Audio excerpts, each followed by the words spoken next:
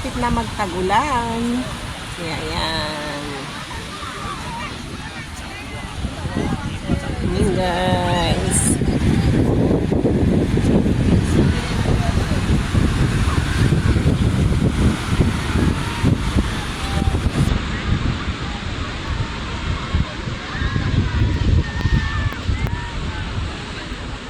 Napagod na yung dalawang kasama ko, umahon na.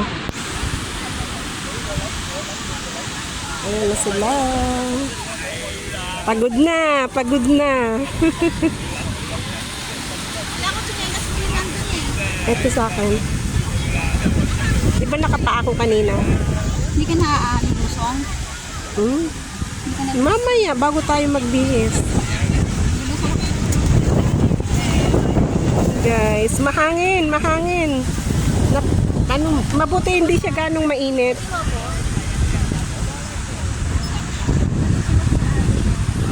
O, lumipat sa dyan, no?